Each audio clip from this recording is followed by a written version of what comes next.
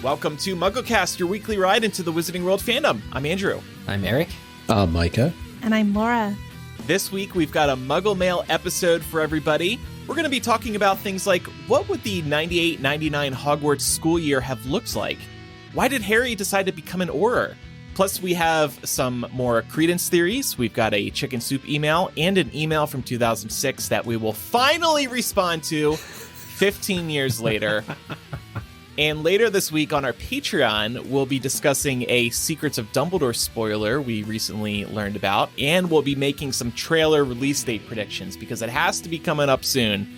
And those two items we'll be discussing in bonus MuggleCast at patreon.com/MuggleCast. But first, some news. And we're going to start with a pretty shocking story, in my opinion. Harry Potter Wizards Unite, this was the Pokemon Go for Harry Potter fans, is closing at the end of January. You won't be able to access the game at all after that. The game initially launched in June 2019, so it's only about 2.5 years old. They didn't say why they were closing, but presumably it's because the number of people playing has been waning over the past, year. And it really never took off like Pokemon Go did it? I mean, Harry Potter fans were excited initially, and then we were all just kind of like, there's too much to do in this game. I made that exact same noise, by the way. Oh, God, I got to open this up again and make potions.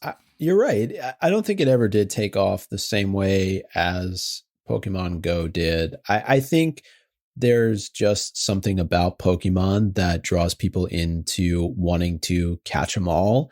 And I just don't think that translates the same way for Harry Potter. Though I will say there were times that I did drive around to try and get to those battle areas so that I could actually feel like I was doing something more than just whatever it was that I was doing in the game. I never knew like what the goal was. Yeah. I think you just hit it right on the head with that, Micah. I very rapidly found myself wondering what the point of the game was and just not feeling motivated to collect all the confoundables. I'm going to play devil's advocate a little bit here. Like, is this, Go for it. Is this all reason, first of all, to close it for good? Like, how much does it really cost to keep the servers running for those people that inevitably do still play or did like the game? Right. And then if there was a point to Harry Potter Wizards Unite, or if there was not a point, is there then also a point? I mean, is there actually a point to Pokemon Go? Because I've yet to find the point in Pokemon Go either. The thing with Pokemon, though, is that there's hundreds of Pokemon in that game at this point? Probably 800, 900, I would guess. So there's more to collect. Whereas with Wizards Unite, you're collecting these confoundables, you're collecting parts of like Harry and Snape and Dumbledore a million times. I think it's a lot more repetitive. And then there's the storyline with the Calamity, and like I mentioned, the potions. All I'm hearing now is Niantic dared to do something new or something different with like potion brewing, and y'all got really bored about it. And so, the lesson that Niantic is going to pull out of this is don't do anything new ever. Give people the same recycled experiences that they are clamoring for. And, it's just a shame that this is going away for good. It is a bummer, especially because it only launched 2.5 years ago. Right. And Eric, you asked why would they be closing it now? Maybe they just aren't making money on it anymore. Pokemon Go, like I said, still insanely popular. Not as popular as it was in 2016, but there's still a diehard audience there. If they're not making money on Wizards Unite anymore, then why should they be running it? Well, what I liked about, Wizards Unite was the whole augmented reality aspect. Same with Pokemon Go. Yeah, it was cool. You hold it up, you're in your local park or whatever, and there's all of a sudden it's Filch. Like, cool. It just reminds me, because I've seen several Harry Potter experiences that I really liked Go now, and that includes Pottermore at PlayStation Home, which was like a VR, or not VR, but a 3D immersive experience where you could take your avatar to Diagon Alley and do wizard stuff. And that never really caught on either. And not to mention original, Pottermore, we call it Potter No More. All of these things were actually creative, really interesting things in Harry Potter's space, but they ultimately did not pass whatever corporate test they needed to pass to keep them going kind of indefinitely. Yeah. Well, The sound of ka-ching, that was the test. and it also sounds like people were having problems with it for the last year. Just looking at our Discord, Ray Lynn is saying, I still play, but there have been so many glitches this past year. Carrie saying it was so frustrating. I saw somebody else. Carrie also saying every time I opened the game this last year, it just froze or never opened. So there were some user experience issues that weren't going well. Right. I've heard this too outside of our Discord. Eric, to your point, though, I don't necessarily think it's a bad thing that the entire Wizarding World franchise is reevaluating things and looking at what's working and what isn't working. Perhaps that means that there are new things on the horizon that we can expect coming down the road, because you look at what happened with Pottermore, you look at what happened with Wizarding World Gold. Now you have this happening with Wizards Unite. It seems like they're going through a little bit maybe of a rebranding, of a refresh here, and that may not necessarily be a bad thing. I'm optimistic. Yeah. I wanted to actually bring up a related point. If I'm being optimistic about this development, maybe Niantic is working on a new Harry Potter game that's a lot simpler and actually focuses on the beasts, because that's what we all wanted. Pokemon Go blew up, and we as Harry Potter fans were all like, oh my gosh, how cool would it be if there was a Pokemon Go for Harry Potter fans? And the assumption was they would do it with all the beasts in the Wizarding World. And Right. this clearly is not that. There are dragons and stuff, but there's also the humans. Final point I'll make on this, people have spent real money in this game I definitely did. to buy potions and whatever else you can buy, expand your bag and stuff like that. People invested real money, and now they're not going to have access to this game anymore. And this is an important reminder that no digital good is guaranteed for the long term. Music, movies, whatever, in-app purchases, it can all be taken away from you. Get a hard copy. Collect real life unfoundables, people, or confoundables. Go actually kidnap Filch. And you know what's really crappy? They're still selling things in the game right now. Yeah, went they and shouldn't checked. be doing Yes, that. That's That's bad. slimy. Yeah. Okay, so a couple other news items I wanted to touch on quick. So Chris Columbus, the director of the first Harry Potter movie, has been doing a bunch of interviews since we're about to hit 20 years since the movie was released. And a couple of interesting tidbits have come out of these interviews. First of all, this one just came out of an interview with Polygon. He said that he thinks they got Harry's scar wrong and still wishes today he could go back and change the appearance of the scar. He said Harry's scar was so incredibly difficult to get right. I don't know if we ever really did, to be honest with you, but we struggled with that for months. When you're working with kids under 16 or something, you can't really use prosthetics, or you couldn't back then. We couldn't really utilize a prosthetic scar, which is kind of what I saw, like a real scar. That's the one detail, an important detail that I wish I could go back and tweak. That surprised me. Did the scar ever bother anybody else? No. Not really. I kind of liked that it wasn't as literal as a lightning bolt. It should be reminiscent of a bolt of lightning, but not quite as on the nose, literally, as the Goblet of Fire book cover, if you remember. Mhm. Harry's facing there's basically like that is a lightning bolt. I kind of like the way they did it in the movie, where it's a little off center and you kind of had to work at it. I didn't think there was anything wrong with it. I didn't either. I guess it's just because, like, once you do it, you're stuck with it for the remaining 7 movies. And maybe that's why it bothers him. He saw the later movies and he's like, oh, man, I could have done something about this. Maybe they should have focused on the color of Harry's eyes, more importantly, because given the amount of times his eyes are referenced throughout the series, you would think that maybe they would want to make them the same as Lily's, but they didn't. So the scar I can live with. I agree. I didn't really pay that much attention to it. Was it eyeliner? Like, what was? It is very simple. So I guess maybe that's what he means. It literally looks like a crayon that just went across his forehead in a little zigzag. I will say, I think it messed with the pacing in later films. You were so drawn to the scar, you couldn't look away. So there was another interview with Variety, And Chris Columbus said that he wants to make a Cursed Child movie with the original trio. And this has been making headlines because some people have taken this to mean that a Cursed Child movie is actually happening. He said, I would love to direct The Cursed Child. It's a great play, and the kids are actually the right age to play these roles. It's a small fantasy of mine. This is not happening. The kids are not coming back to do this movie. Maybe one or two would be interested, but there's no way that I'll bet my Wizards Unite shirt, I'll bet my signed J.K. Rowling book behind me that Come on, Andrew, bet something you care about. I'll bet your broomstick, the one you just my bought. vibrating broomstick. Yeah, I'll bet my microphone. There's no way that they're getting all three kids back for a Cursed Child movie. No. Well, all three of them have tried to distance themselves professionally because they want to take on other kinds of roles, and I don't blame them.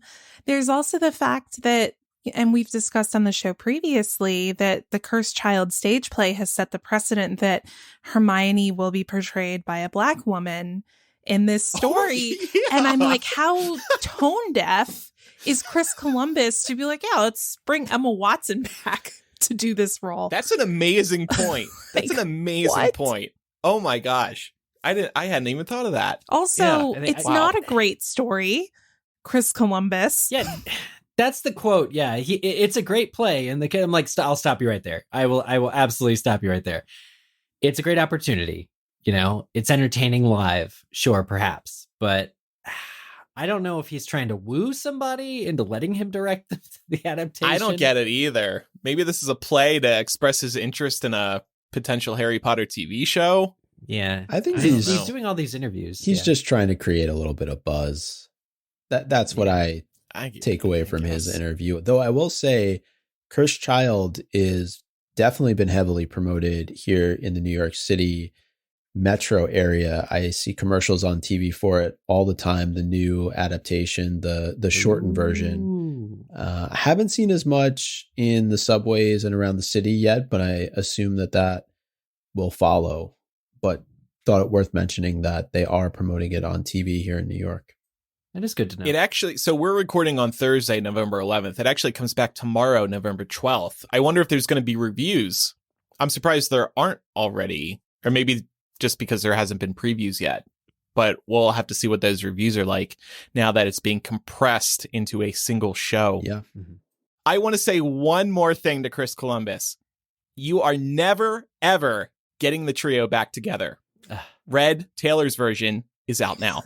It's for all the Swifties out there. Well, before we get to voice memos and emails, we have a word from this week's sponsor, BetterHelp, who make it possible to partake in therapy from wherever you are right now. Taking care of your mental health is one of the most important things you can do for yourself. And if you think there's something interfering with your happiness or is preventing you from achieving your goals, check out BetterHelp. They will assess your needs and match you with your own licensed professional therapist who you can work with via voice, video, or text chat. BetterHelp lets you easily and quickly get started with therapy. Within 48 hours, you can start speaking with a therapist, and the service is available for clients around the world. Once you get started, you can log into your account anytime and send a message to your counselor. You'll get timely and thoughtful responses, plus you can schedule weekly video or phone sessions with your therapist. BetterHelp is more affordable than traditional offline counseling, and financial aid is available. Speaking as someone who's got a busy day, I really appreciate being able to reach out to my therapist whenever I want during the day, instead of scheduling a session and having to travel somewhere. BetterHelp is committed to facilitating great therapeutic matches, so they make it easy and free to change therapists if needed. I want you to try BetterHelp, and we have a special offer for MuggleCast listeners. Get 10% off your first month at betterhelp.com/MuggleCast. Visit betterhelp.com/MuggleCast. That's better, H-E-L-P, and join the over 2 million people who have taken charge of their mental health with the help of an experienced professional. Again, 10% off at betterhelp.com/MuggleCast. betterhelp.com/MuggleCast today. I'm taking control of my mental health by listening to, believe it or not, I almost do, Taylor's version when it drops tonight. I'm looking very forward to that. That's going to be great. The Swifties are very excited. All right, so we've got some voicemails and some emails. Lots of feedback, as always. We're so grateful for all the feedback we receive. It's so nice to get this after we release these episodes. And everybody writes in and calls in with such great stuff. We're going to start with a voice memo from Mark. Hey guys, it's Mark from Sydney, Australia here. I just listened to episode 521 about Albus Dumbledore, and I'm just a bit confused with the Blood Pact timeline. So, if they made the Blood Pact before they got into that big fight where Ariana was killed, how could they have been fighting in that first place for that to happen? But if they made the Blood Pact after Ariana was already dead, why would they get back together to make the Blood Pact? It just doesn't make sense to me, and I'm a bit confused. So if you guys help me out, that would be great. All right, thanks for everything you guys do. Bye. That is a great observation. After Ariana was killed, why would Dumbledore be like, yeah, let's mix our blood? Make a blood pact. Maybe they were so surprised, but why would they be surprised? By like the fact that maybe Ariana's death was a consequence of the fact that the blood pact existed? Well, what would prevent them from making the blood pact before Ariana's death? That's where I'm a little bit confused. I think it's likely that they made the blood pact early on when they were all hung up on this idea of power, especially Dumbledore, right? We know Grindelwald doesn't ever really deviate from that. I think it would be highly unlikely the blood pact would have been made after Ariana's death, because Agree. there would be no reason for Dumbledore to trust Grindelwald. But I think Mark's point is that if the blood pact was made before Ariana's death, then why would Dumbledore and Grindelwald be able to fight each other in the first place? The only thing I can think of is that we're going to learn more about the rules of the blood pact and what it actually means to say, I can't move against Grindelwald. It could be that it's not quite as literal as I can never fight him. It could be something like, I can't kill him. We can fight each other, but I can't kill him because we're linked. And if I kill him, I might die. So I think it might be something like that. But neither can live while the other survives. Ariana's death have been a consequence of the blood pact already being created. So you have all these spells flying around, but maybe they're not really allowed to kind of hit the intended target, and she becomes... Oh, maybe that's it. Yeah. Right. And also remember, Aberforth was there too. Maybe True. Aberforth was the one who was directly fighting Grindelwald. Or this is kind of making me think of like the Chamber of Secrets. If you don't look directly into the snake's eyes, you're okay. If you look through a mirror or through a puddle, you're fine. You know, maybe it's going to be something like that, right? You know, a spell bounced off a rock and then hit Grindelwald. Right. Dumbledore was playing pool to try and hit Grindelwald. Bank shot, yeah. Right, yeah. Well, and then there's also the possibility that like Dumbledore was in fact pulling his punches. And maybe that pissed Aberforth off even more. Like when they did get into it and he could sense that his brother was really not, he didn't have his heart in it, but didn't quite understand the nuance of the blood pact. Well, Mark, just trust in the fact that Minerva McGonagall was there as well. Wait, what? Why not? Okay. Mike is a troll. He's been increasingly trolly on this show. It's the Thursday night switch. I'm hopeful we're going to get a lot of answers in Secrets of Dumbledore. That's all we can hope for at this point, because there are a lot of questions. All right, next voicemail concerns the 20th anniversary of Sorcerer's Stone. Hello, MuggleCast. This is Eden calling to you from Norway. I just want to share my first encounter with Harry Potter, which was at the premiere of the first movie exactly 20 years ago. This was before I knew any English, and also I didn't know how to read, so my mum actually had to whisper the translations of the movie into my ear live at the cinema. Probably very annoying for everyone else in the room, but it got me hooked, so I went on to learn English through reading Harry Potter, and now I've ended up with a master's degree in English literature, so that's nice. Anyway, I just wanted to share that little story with you guys. Love you and the podcast. Oh, and before I forget, can you please have a Slug Club hangout at not 2 a.m. my time sometime? That would be great. Anyway, bye-bye. We got to work on that. That is a very sweet story, first of all. And yeah, we are aware that our Slug Club hangouts are in the evenings US time, which is not convenient for people overseas. A few times a year, I think we'll do Slug Club hangouts on the weekends going forward. Hold us to that. I love that story. Congratulations on your English and on your master's degree. That's quite an accomplishment. Yeah. All right, here's a voice memo from Jane about Mads Mikkelsen. Hey guys, my name's Jane. I'm calling from Canada.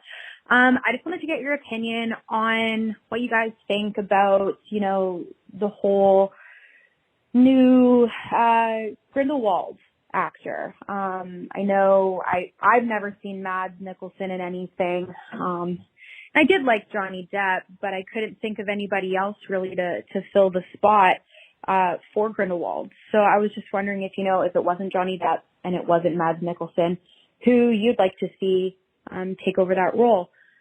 Anyways, big fan. Love listening to you guys every week, and keep up the good work. Thanks so much. Bye. Colin Farrell. Colin Farrell really would have been the perfect. Revert back to his Graves form, especially if we're doing anything more in America, and just say he's wearing somebody else's skin. Awesome. Explained. It's a good point. I think it would have been well received, too, because there's a familiarity with Colin Farrell having been in the first film. So it wouldn't be like you were confusing audiences. Right. I mean, he's in the entirety of the first film until the very, very, very last possible minute. And everybody was asking for him to come back after the first movie came out, even before the step drama came up, I think. So that would have been great fan service. Maybe he just simply wasn't available. I'm just looking at his IMDb. He had the Batman. He was in a TV miniseries recently. A bunch of roles. So he's had stuff going on. But that said, Mads Mikkelsen is amazing. And if you haven't seen him in anything, definitely watch. There's a ton of movies you could go to. He's the Bond villain in Casino Royale, which I love him in. He's on NBC's Hannibal TV series. That's his most bone-chilling, I am told. Next voice memo is from Natasha. Hi. So I would like to preface this with I did not plan this out. I just finished listening to episode 524, catching up on my drive back from work.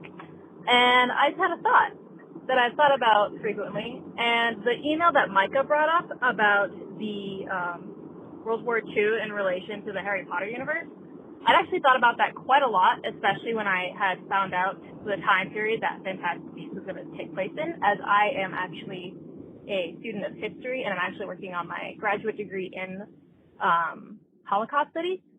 And I've just always wondered, if the Harry Potter world itself, the Wizarding world, if you guys think that it would take place separately from us, technically, because I don't think J.K. Rowling had ever really thought about major historical events correlating with Harry Potter at all. So I was wondering what you guys think, if it's a separate dimension of sorts, or if you believe it's elsewhere. Also, I forgot to start with that my name's Natasha, and I've been listening for about 3 years now. But I love you guys. Thank you for making my 1 hour commute back and forth very enjoyable. Hope to hear from you soon. Happy to help. I don't think the Harry Potter story is set in an alternate dimension. That said, there really aren't references to what is going on in the real world in these same years. Probably on purpose. Well, I mean, we have to remember at the end of Crimes of Grindelwald, during his big speech, he was showing imagery of the, coming Second World War. That's true. I'm thinking of the core books. Yeah. I mean, even in those, they talked about the Salem witch trials. It wasn't a big discussion point, but it was a passing reference, I think, in their history of magic class or something like that. So I think that these stories do take place in this world. And if I recall correctly, I think J.K. Rowling was pretty clear about the connection between Death Eaters and Nazism. She saw the connection. Micah, am I getting that right? I think so. And to go back to the first Fantastic Beasts film, we know that Jacob was in World War I It's talked about that he served and was just coming back from the war. So there's certainly connections between what's going on in the Wizarding world and what's going on in the Muggle world. We see it in Half-Blood Prince at the very start with the Other Minister chapter. And I would just say, I think that it's not a coincidence that Grindelwald is defeated in 1945. So there's Right. definitely connections that exist between what is happening in the Wizarding world and what's happening in the Muggle world. It's not overwhelming. And maybe that's going to change in this next Fantastic Beasts film. We don't know. Because to your point, Laura, we do see that vision at the end of Crimes of Grindelwald, which has heavy imagery from World War II, including the dropping of the atomic bomb. Mm-hmm. I think one of the reasons the core Harry Potter story is so compelling is because it does feel like the Wizarding world could actually exist, because it happens during a period that at least we grew up in. And then, of course, the fact that Harry frequently goes into the Muggle world also makes it feel very relatable. Yeah, I don't know to what degree I want the Fantastic Beasts films to like delve into the Muggle side of World War II. Yeah. I would hope not too much, because I feel like as a writer you can get bogged down in that kind of detail, and I don't know that it'll ever come out like cleanly in a way that makes like a lot of sense. Like I think I would kind of just sidestep it almost Right. if I were writing what the Wizards were doing. Well, I did like the international flavor of all, or most of all of the voicemails that we received. Yeah. I was Yes. going to say that. That's super cool. Yeah, that's great. And if you, the listener, ever want to call us, you can use the voice memo app on your phone and record a message. Try to keep it about a minute long. You can send that to MuggleCast@gmail.com. And then we also have the old school telephone number, which is 1-920-3-MUGGLE. That's 1-920-368-4453. Okay, so now let's get to some emails.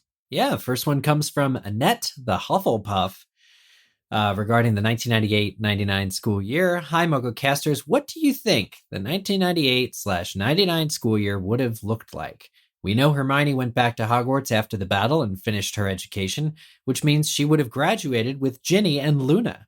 Would Hermione, Ginny, and Luna have been really tight through their final year? What would it be like for students whose families sided with Voldemort? Would there be new traditions starting up at Hogwarts, like vigils or 1-minute silences? Would Snape get a remembrance plaque in the entrance hall? Would there finally be grief counselors at Hogwarts? So many questions, and I would love to hear your thoughts. Again, this episode is sponsored by BetterHelp. This could be a whole episode. I thought so too. This could be a fun discussion sometime. Yes, there would be some sort of plaque or maybe a statue for Snape, I think. Statue. Yes. Maybe not right away. Maybe I can see that being something Harry maybe fights for, or I don't know.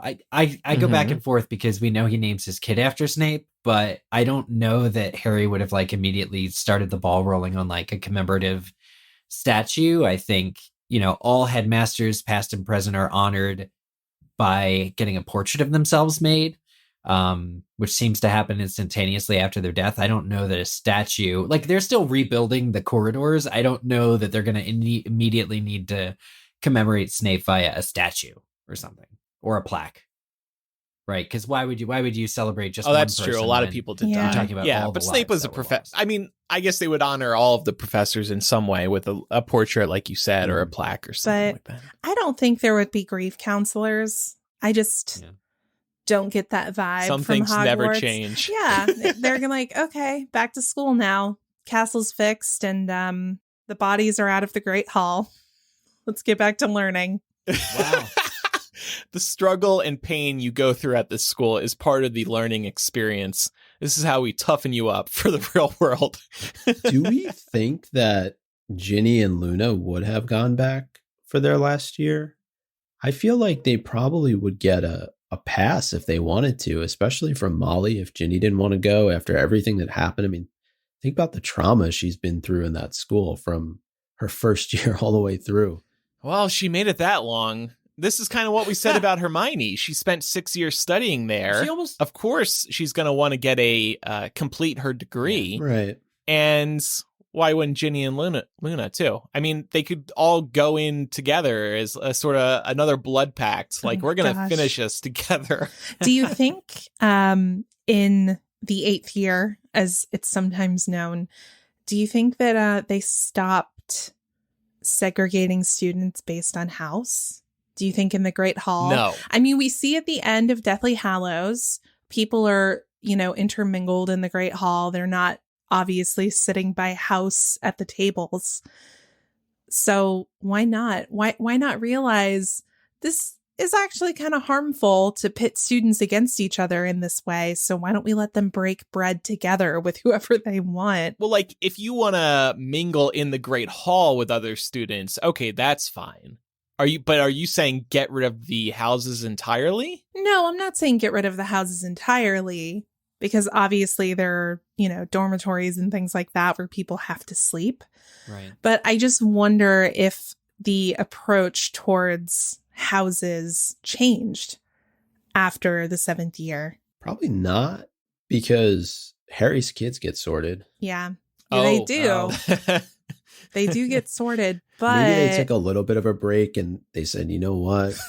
It's not as fun. We need the sorting hat back. Yeah, we want these kids to be at each other's throats again. This is hurting the Hogwarts shop. Merchandise sales are slipping. Oh, yeah. My high school had a gift shop. Really? Did y'all's? Yeah. No. I mean, like a school store, but you would buy like erasers and stuff. That was a little different. Well, and like Shawnee t-shirts and sweaters. Wow. Yeah. Fancy. My school did not have a school store. Definitely not. My college did.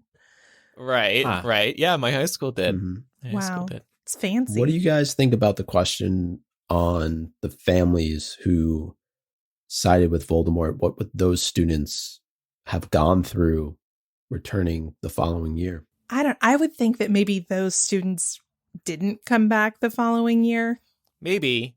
I can also picture McGonagall giving a speech at the start of the term being like, these students are here. They're not who their parents are. I don't know if give them a chance is the right word, but yeah, we are one Hogwarts. Until you're sorted. it's hard to see what. Then we are four. We are one for 5 more minutes, and then the sorting hat's taken the stage.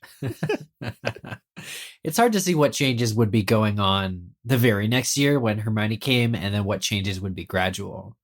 Because I really doubt, like, their primary focus was probably not on changing all the old patterns, and it would have just been on, like, in the very short term rebuilding.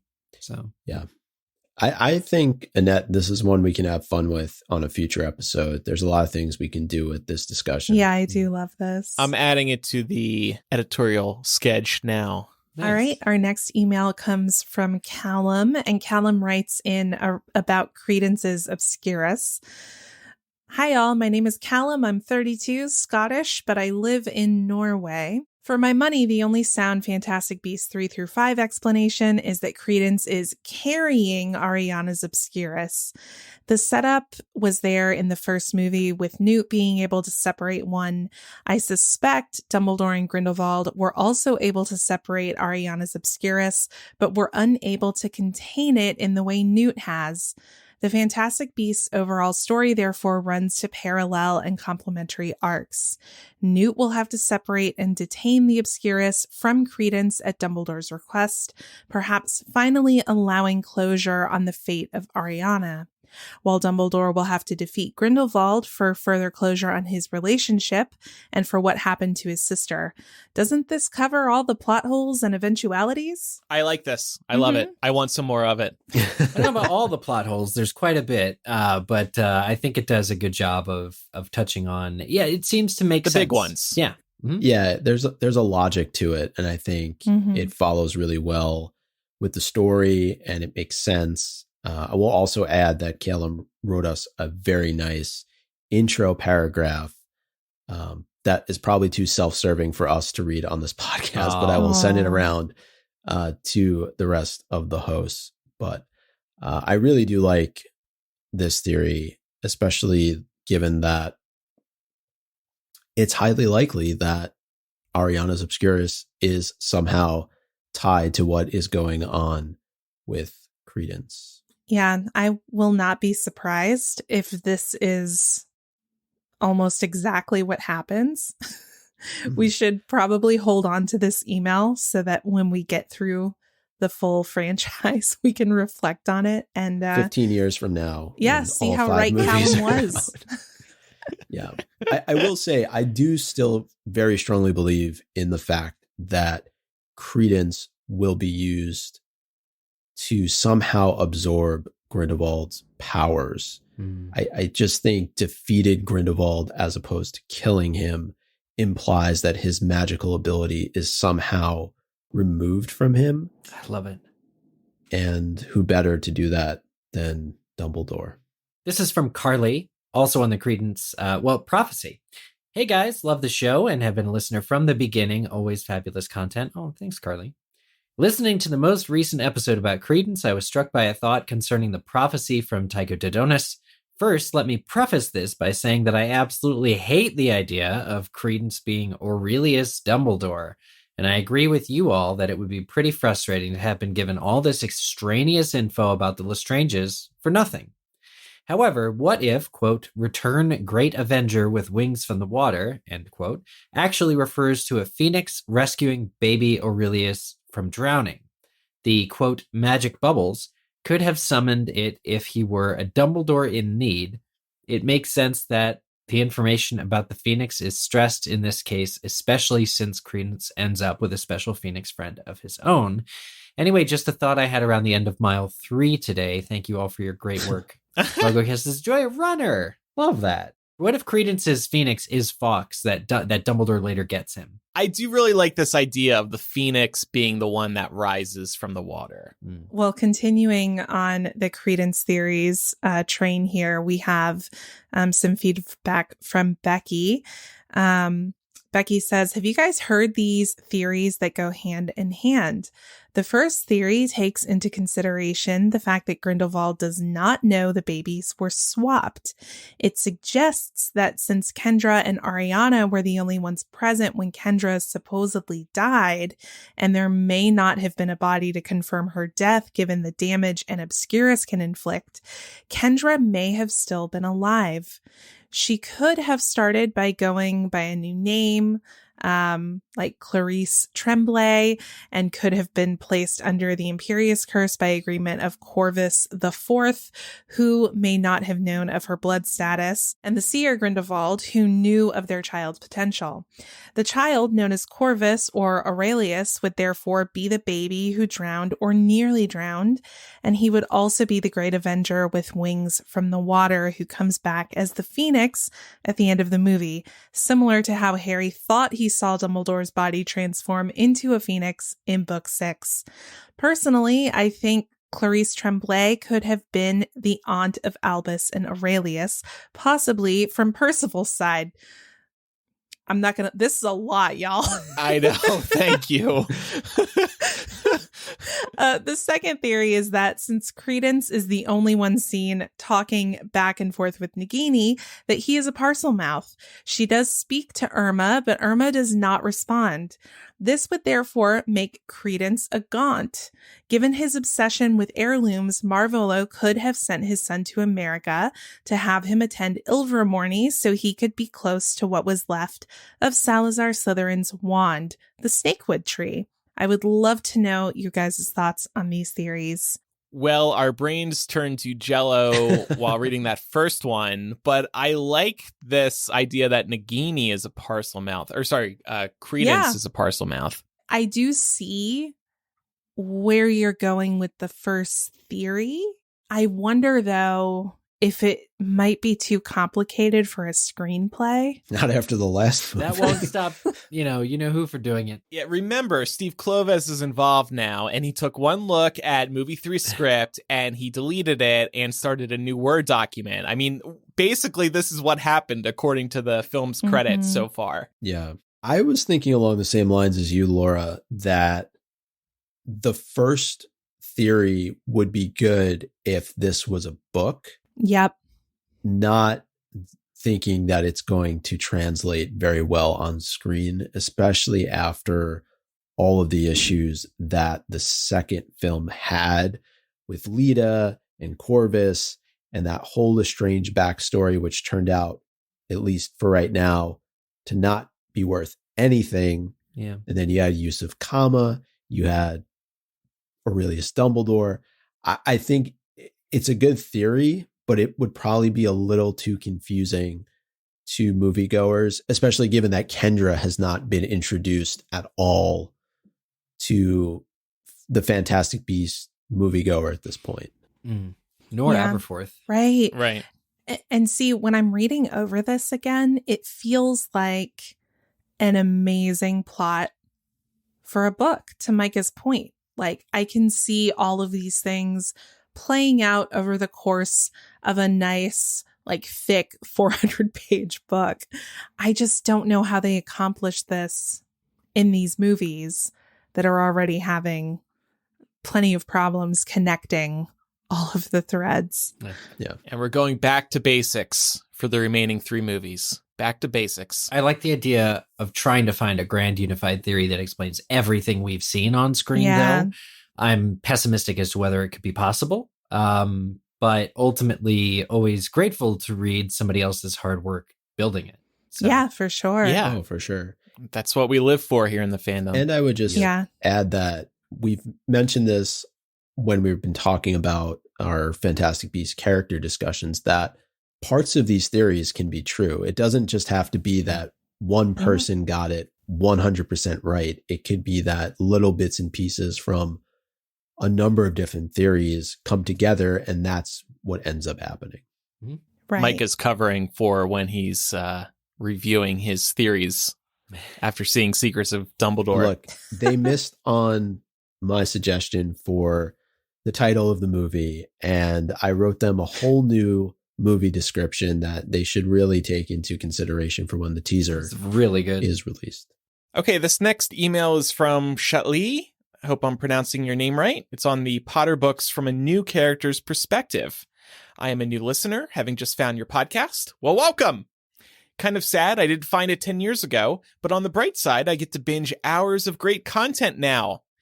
You may have already discussed this in an episode I haven't gotten to yet, but what are your thoughts on Rowling possibly writing any of the books from Harry Potter from a different point of view? Ron, Hermione, or even from another house perspective? Maybe even Luna? Thanks so much. Fun idea. I think we spoke about this maybe in a bonus MuggleCast because earlier this year, was it? Or last year? Sorry for bringing this up, but Stephanie Meyer, the author of Twilight, released Twilight from Edward's perspective called Midnight Sun, and it was a huge hit, and fans were clamoring for it forever. It was actually the beginning of this year, episode 498, Harry Potter's Midnight Sun, the stories we want written. And we talked about Harry's first year being written through a host of other characters' perspectives. Right. Perfect. So there is your episode to go binge next. Check it out. 498. That said, I don't know if Rowling herself would write it, but I think there's definitely a lot of value into thinking, well, gee, what did Draco think of his first year? And did he work hard to secure Slytherin that house victory that was taken away from them personally by Dumbledore at the very last second? Yeah. I guess the big question... I had a question for those that have read Twilight, because I'm just thinking Harry is such the focal point of the series. It would be hard to read it from Draco's perspective when literally everything important is happening to Harry. How did it work when you were reading it from the different perspective that Stephanie Meyer wrote? Was it interesting? Was it entertaining? That's what I would worry about. I haven't read Midnight Sun yet. I do want to. But Twilight, of course, is a love story. And in the first book, spoilers, Edward is a vampire. And it's a secret for a good portion of the first book, if I'm remembering correctly. So the angle for Midnight Sun is he's having feelings towards Bella, and he's a vampire, but trying to hide it. Is that roughly? Yeah. And he also has the urge to kill her. Oh, that's and nice. drink her blood because her blood smells so amazing to him compared to everyone else. So you're seeing that from his perspective too, which like it was already creepy in the original Twilight. And to me, Midnight Sun really just doubled down on the creep factor. But it was still interesting to see that perspective. Now, a perspective that I would love to see is Half-Blood Prince from Draco's point of view, because we know that he was actively working on trying to help Death Eaters break into Hogwarts. And it would have been fascinating to see something like that from his point of view. That was something I really liked about the Half-Blood Prince movie, was that they did some exposition on the work Draco was doing. And it was really fascinating to see. So I think there is potential here. Whether she's going to do it, I don't get the impression she's that interested. Such a great point, though, because I think you would have to take it on a by-book basis. I don't think you can do the entire series from another character's perspective. No, I was going to say that too. You need to just focus on a single book. You couldn't do the whole series. Ginny in Chamber of Secrets, like Laura just said, Draco and Half-Blood Prince, Snape in book 7, or Dumbledore from one of these books. There's lots of options, just not for a whole series. And I mean, Dumbledore in book 7, he's just chilling I was gonna say. on platform 9 3/4, being like, he'll get here eventually. 30 plus blank chapters. And one more point, one more Twilight comparison. There was like this novella, I'm forgetting, The Short Second Life of Bree Tanner. That was kind of like a spinoff. She wouldn't have to do a whole book following an entire year at Hogwarts. It could just be a short story from another character's perspective. That's, 200 pages. Yeah. All right. Well, we have more emails to get to, but first we have a word from our second sponsor this week, Warby Parker. Warby Parker was founded with a rebellious spirit and a lofty goal: to create boutique quality eyewear at a revolutionary price point. Warby Parker is committed to providing exceptional vision care online and in stores. You may have seen their glasses or gone into their stores and you've probably really been impressed, but have you actually tried them on for yourself? Now you can, because Warby Parker has a very cool feature called the Home Try-On Kit. This program is great. You get to pick out 5 pairs of glasses from their site, and they'll send you all 5 of them for you to try on in the comfort of your own home. When they arrive, you stand in the mirror, you check yourself out as you try on each one, and you decide which to keep. Then you send the remaining 4 pairs back for free. Or you can send all 5 back for free. It's totally up to you. I did this the last time they sponsored us, and I loved the experience. It's a very easy and helpful process, because when we look at products online, we never know if we'll like them the same as we will in person. Warby Parker's Home Try-On Kit solves that problem. The quiz helped me find the types of glasses that I liked, so I picked out 5 I wanted to try, and then I ended up keeping a pair. I got the Black Barclays, and I love them. Don't let your FSA or HSA dollars go to waste. Put them to good use on Warby Parker prescription glasses, prescription sunglasses, contact lenses, and eye exams. Warby Parker is committed to providing exceptional vision care online and in stores, offering eyeglasses, sunglasses, eye exams, and contact lenses. Glasses start at $95, including prescription lenses. Try Warby Parker's free home try-on program. Order 5 pairs of glasses to try at home for free for 5 days. There is no obligation to buy. Ships free and includes a prepaid return shipping label. Try 5 pairs of glasses at home for free at warbyparker.com/MuggleCast. Again, that's warbyparker.com/MuggleCast. All right. Our next email comes from George Weasley's surviving ear. Always great to hear from George Weasley's surviving ear, talking about Percival as middle name for Dumbledore.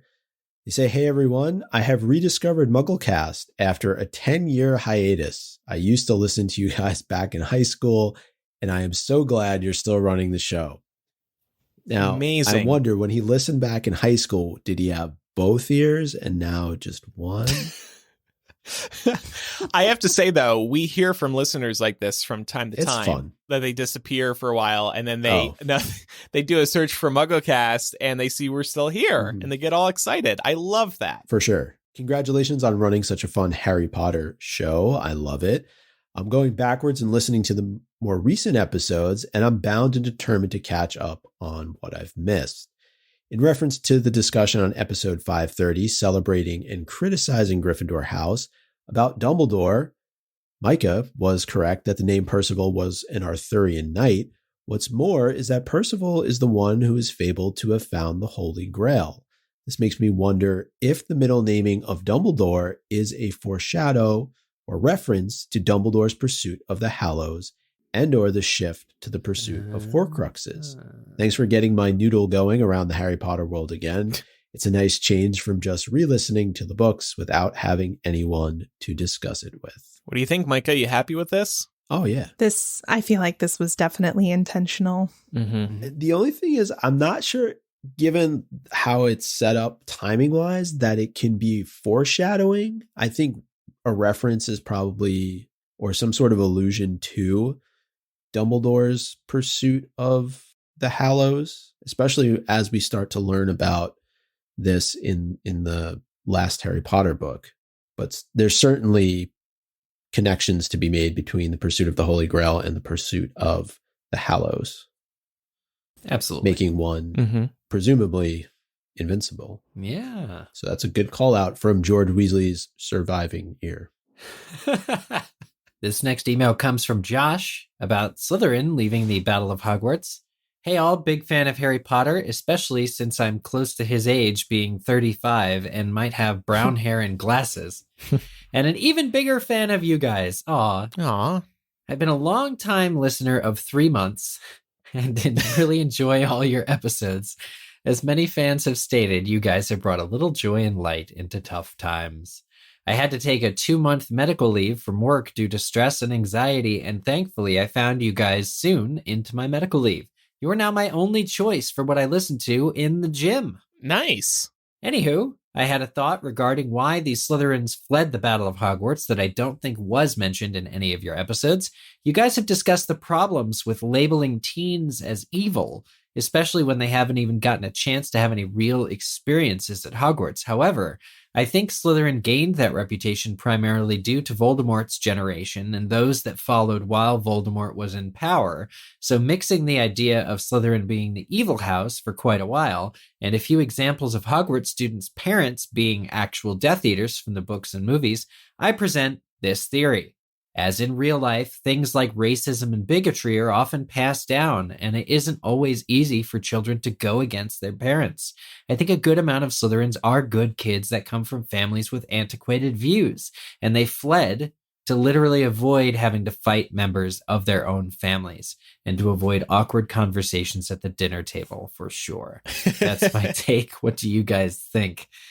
Much love from Chicago. Josh, I think you're spot on. I think it's such a great take. And I don't think that it's something that we entertained when we were having this conversation. So I'm really thankful for the perspective.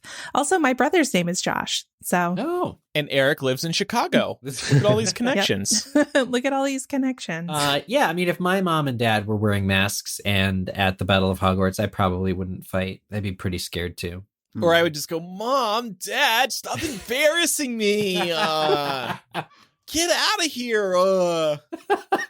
It's a tough position. Yes. And respect for listening to the podcast while at the gym. I need music to pump me up. I can never listen to podcasts. So I'm glad we pump you up in some way. Now drop and give me 20. It's definitely not my voice, because we know my voice puts people to sleep. So yeah. Andrew, have you ever tried spoken word podcasts at like 140 BPM?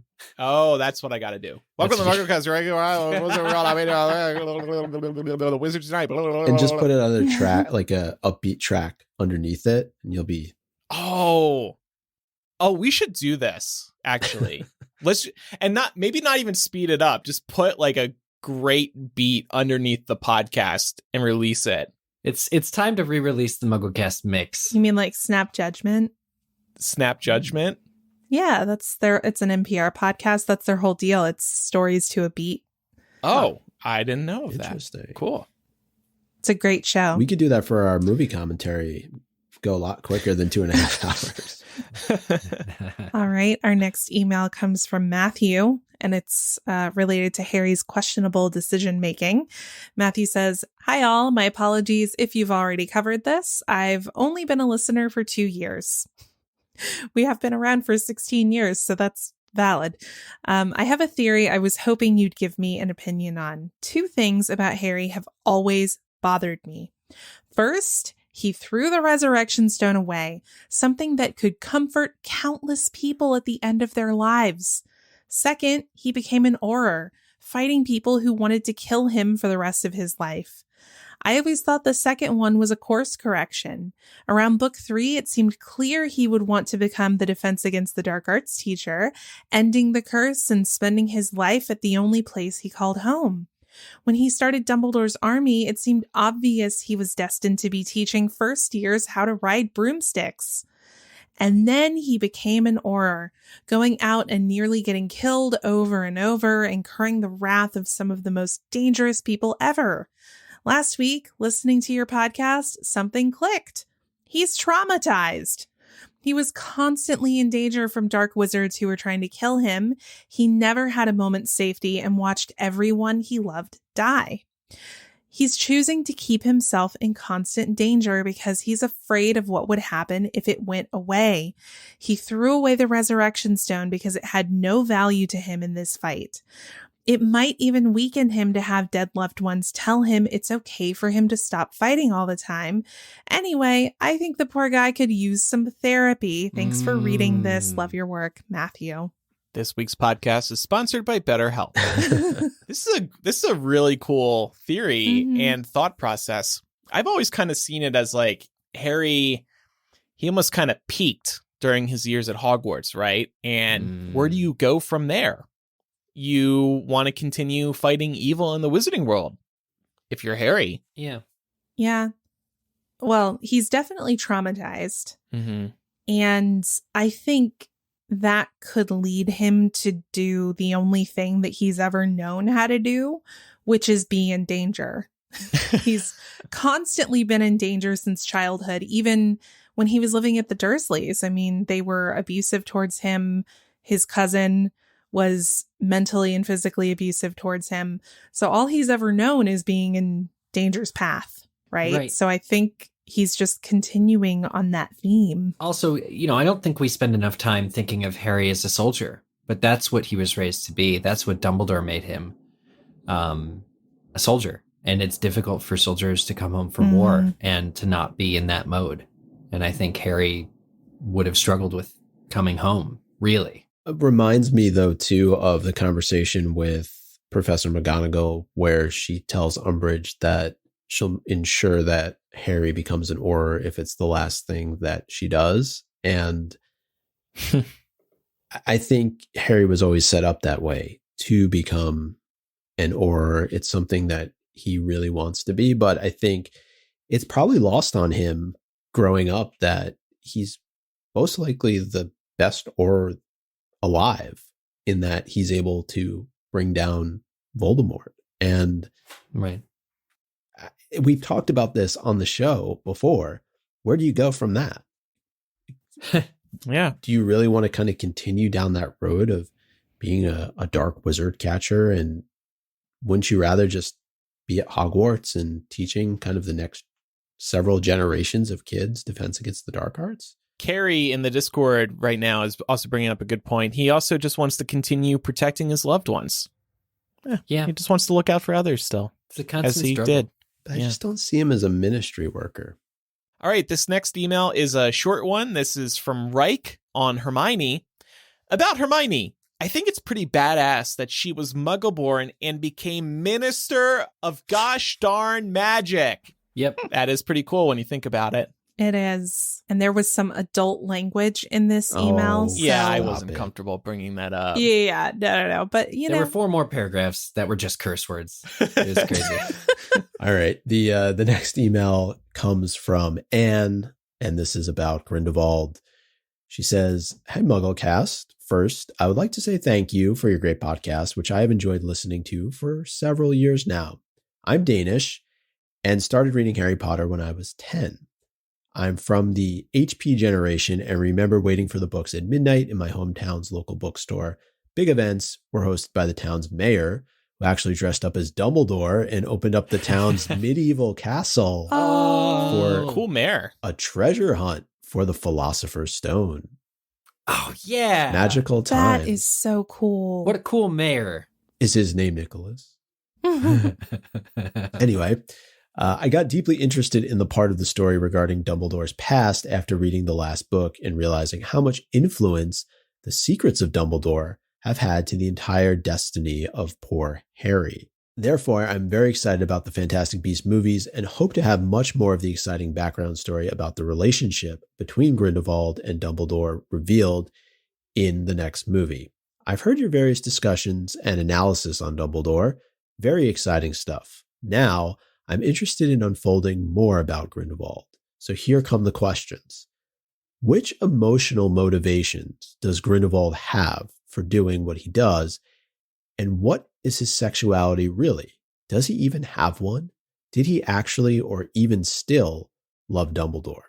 We all now know some of Grindelwald's political and ethical motivations and even some of his more psychological characteristics. He's ambitious and power-driven. A fast conclusion could be that he is emotionally flat or a sociopath, thus having no real loving or even sexual motivations, that he's attracted more to power than to people. However, I'm wondering if he is more than that. Isn't the interesting thing about Grindelwald that he's different in terms of being a villain from Voldemort, who never knew love? To me, there are several indicators in both Book 7 and the Fantastic Beasts movies that he knows about attraction, passion, and maybe even love. I'd be very happy to hear your take on the analysis of Grindelwald. She would want a whole episode, but maybe we will save that for a later time. Yeah, so what do you guys think about this? I don't know that we've ever really kind of deeply psychoanalyzed Grindelwald and what his motivations are. We've talked about how he's power hungry, certainly. In anti-Muggle, controlling. But what about more on the emotional side of things? Do we think that he's truly attracted to Dumbledore? Is there maybe something there initially that draws him in? Or does he just see opportunity? I think attracted on a deep friend level, but not sexually. Haven't we been told that it was an unrequited love that Dumbledore had for Grindelwald? Yeah, I think this is interesting. The suggestion that Grindelwald could be a sociopath, and I say that because I have heard it said before that sociopaths are shiny, meaning that they very easily attract people to them, which seems like it fits for Grindelwald because we know he's extremely persuasive. Dumbledore, who is, one of the greatest minds of the wizarding world in general, not even just his generation, he was drawn to Grindelwald and he was convinced to make some morally questionable decisions as a result of what Grindelwald made him feel. So I think, that makes him different from Voldemort in that he's more subtle, dare I say, than Voldemort. He's about as subtle as a freight train, whereas Grindelwald does a really good job of convincing people. We see at the end of the second Fantastic Beasts film, hey, look at all these terrible things the Muggles are about to do. I just want to stop it. I just want to save people. Yeah. Join me. But Voldemort had his careful... Voldemort had his careful plotting days when he was talking, Hepzibah Smith out of getting rid of her heirlooms. He was very smart and very calculating and very, I agree with the part of this email that's talking about Grindelwald and Voldemort needing to be different characters, or that the idea that they should be different somehow fundamentally. But I think we need more information. I need to see more of Grindelwald to really be able to say that he is ultimately different from Voldemort in many ways. There's a lot of similarity. I mean, that would be a really interesting discussion to have is comparing the two as the villains of these two different series. And there are a lot of similarities between the two of them. But I think Grindelwald is definitely in the manipulation category more so than Voldemort. I agree with what you're saying, Eric, about his ability to manipulate Hepzibah Smith, but I think clearly he was able to hoodwink Dumbledore to a certain extent. And I think he played off of Dumbledore's actual emotional and physical attraction towards him. Yeah. But I guess you could argue Tom Riddle did the same to Hepzibah Smith, right? I mean, she was certainly... Yeah. That's the distinction I would make, though, is that was Tom Riddle. By the time he becomes Voldemort, we're not seeing quite as much of that persuasion because he's reached a certain level of power and he's also influence. And I mean, that's true he's too. Lost some of his charm. Yeah. I mean, he doesn't have to blend in anymore because he's achieved a certain notoriety. Whereas Grindelwald, when we're seeing him, he's not quite there yet. So it'll be interesting to see when he's sort of like at his peak, how similar, how different the characters are. Do you think that Dumbledore learned how to be a manipulator from Grindelwald? I think it's, I think we're meant to draw that assumption to some extent. Yeah. Yeah. Maybe that will be highlighted in this series. I also would say to Anne, don't be surprised if they end up being more similar in the film series than you're expecting, because this is kind of an issue that happens with franchises. The same story beats get repeated over and over again. And a very good recent example is the most recent Star Wars trilogy was basically the original Star Wars trilogy all over again. Yeah. You know, and I don't know if you want to blame anybody or just accept that that's how it is sometimes, but I think creators naturally kind of fall into that cycle because they know that's what's safe and what works. But I like the idea of the capacity for Grindelwald to be a more terrifying villain than Voldemort. Yeah. That would be a neat trick. But it may be like, again, comparing the two, maybe the reason Voldemort's manipulation never, ever, ever worked on Dumbledore is not because Voldemort sucks at it, but just because Dumbledore had seen it with Grindelwald, so he knew what to expect. Well, all right. We'll be back to the show in a minute with some chicken soup for the MuggleCast soul. But first, a quick word from our final sponsor of the week, Third Love. The holidays can be hectic and stressful if you're out shopping, putting up decorations, or traveling. And who wants to be uncomfortable during all of that? With Third Love, comfort is always a given. If you're wanting to give the gift of comfort this holiday season, why not an ultra soft loungewear set for your bestie? Or even better yet, what about treating yourself to some new ultra comfy essentials? It's been a long year and you deserve it. I've been wearing Third Love's Flex Seamless sports bras lately, and I love these things. They're so soft, supportive, and stretchy, and perfect for continuing to work from home. Third Love obsesses over each stitch, so you never have to think about how something feels, looks, or wears. And they've got your back while you're out and about, or just hanging out at home. With the softest sleepwear, luxe washable silk, and bras that you won't want to take off when you get home. Feeling is believing. Upgrade to everyday pieces that love your body as much as you do. Right now, you can get 20% off your first order at thirdlove.com/MuggleCast. That's 20% off at thirdlove.com/MuggleCast. It's time now for a chicken soup. The chicken soup email that we read on each Muggle Mail episode is typically an email that is just heartwarming. Hey MuggleCast, I am a Slytherin Harry Potter fan from Bangalore, Karnataka in India. I started listening to MuggleCast at the start of 2021. I love Harry Potter, and saying that you helped me through the endless lockdowns, my sister's rare tantrums, and the 12-hour-long journey to Goa is an understatement. I love your podcast, and I'm so glad that there are people out there in the world who love Harry Potter as much as I do. My younger sister is fast getting immersed in the wizarding world and is hungrily devouring any Harry Potter-related facts or information she comes across. In a few years, I'm sure she'll be an avid listener of the podcast. Thank you for doing this. I admire your dedication and hard work. The message of unity and acceptance that you put out there needs to be shown by everyone. The world needs more of your good vibes. This is from Mahir in India. I love this. Good news for you. You went on a 12-hour-long journey. We have a 12-hour-long live episode of MuggleCast. Oh my gosh. It's a mess. It's a throwback. It is a hot mess. But it's there if you want it. Mm-hmm. So go back and find that.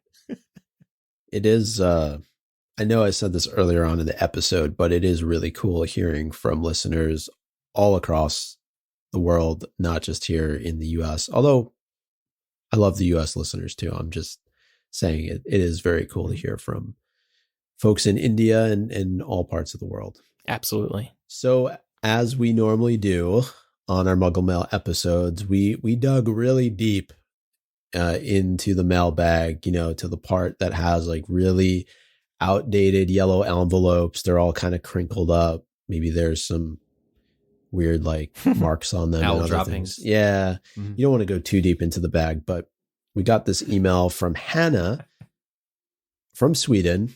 This was way back on December 27th, 2006.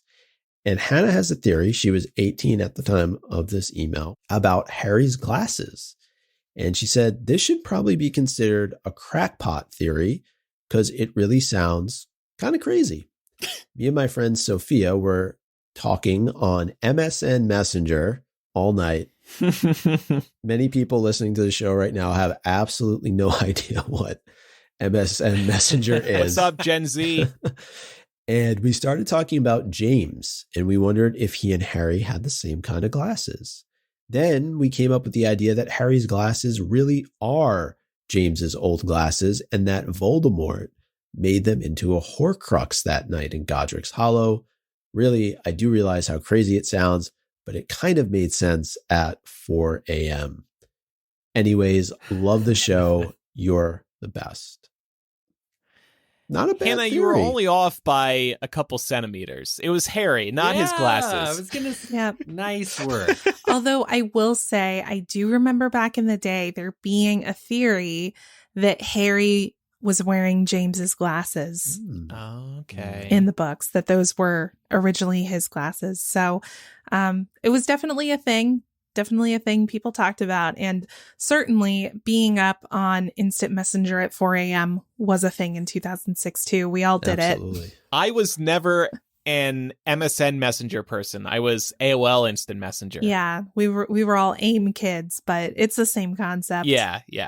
I'm just picturing Voldemort like hitting Harry's glasses, and then later he's like, "No, I got the glasses. I didn't get the boy. My boy." Oops, I missed. Oops, I missed. The glasses can speak parcels on. Can you imagine if the prophecy were about Harry's glasses? Yeah. There's a crack, a scar-shaped crack on his glasses. Why is this here? Harry Potter and the Deathly Bifocals. By the way, Micah made me find this email this week. This is hard to prep for because It is. we've got a lot of emails in the inbox, and you got to find a good one. And I thought, oh, this is nostalgic with a reference to MSN Messenger. Well, not only that, I mean, it's not a bad theory pre-Deathly Hallows. No. Not at all. And it speaks to things we never quite guessed about Voldemort's intentions when going to Godric's Hollow. Right. Yeah. Remember, this was 8 months before the final book came out. Well, that was another fun edition of Muggle Mail. If you have any feedback about today's discussion, you can email us by writing to mugglecast@gmail.com. You can also send a voice memo to that address, like I mentioned earlier. If you are recording a voice memo, just record a message using the voice memo app on your phone. You can also use the contact form on mugglecast.com, or you can leave a voicemail on our phone. The number is 1-920-3-MUGGLE. That's 1-920-368-4453. Speaking of discussions, this week on Bonus MuggleCast, which is available on our Patreon, we'll be discussing a Secrets of Dumbledore spoiler, and we're also going to be making predictions for when exactly the trailer will be released. It's got to be coming soon. I sense a disturbance in the Force. And you know what? It's coming out in April. That's really close. That's 6 months now. We're 6 months away. It's ridiculous we don't at least have a teaser. Yeah. Some things change on MuggleCast, but one thing that never changes is us complaining that a trailer for a forthcoming Wizarding World movie is not out yet. That's something we've been doing since 2005. So anyway, I wanted to nail down some predictions, and then we can revisit those predictions in terms of when the trailer is actually going to come out. So like I said, that'll be available in Bonus MuggleCast. That'll be available at patreon.com/MuggleCast. By pledging, you'll also receive instant access to years of bonus MuggleCast installments, Q&As with the hosts, access to our live streams, and so much more. We're planning some stuff for 2022, by the way, so hopefully we'll have some announcements to make in the next couple months. And your support helps us keep the show running, so thank you so much. This show takes a lot of time and money. Like, we got bills to pay, so we really appreciate your support at patreon.com/MuggleCast. All right, it's time for Quizzitch. Last week's question.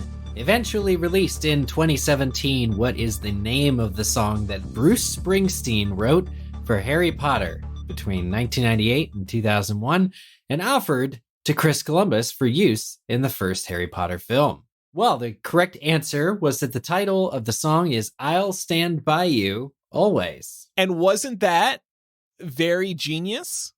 Including the word always way before that word became a thing in the Harry Potter books? I think it was very intuitive. I feel as though Springsteen was really, he read the Harry Potter books and he really understood them. To his kids, I think. To his kids, yeah. And I've always wondered, did his kids listen to MuggleCast? It's not out of the realm of possibility. Or visited MuggleNet, I hope they did. I'm a big Bruce fan. This is why I wonder these things for people who don't know. So, correct answers for the Quizzitch question were submitted by the Wild Witch of Yorkshire, Mysteriously Haunted but Doing Just Fine, Laura's 11-year-old fan, Birdie Butts, Single Flavor Bean, Asbury Park Pony, Bang-Ended Scoot, If Potter Picked a Pack of Pickles, How Many Pickles Does Draco Have? The Sorting Hat's New Song, and a lost packet of Drubal's Best Blowing Gum eventually found in Carriage 3 of the Hogwarts Express. Also, Jack from Accounting. Special shout out to the person who was Asbury Park Pony. That's actually a nice Bruce reference.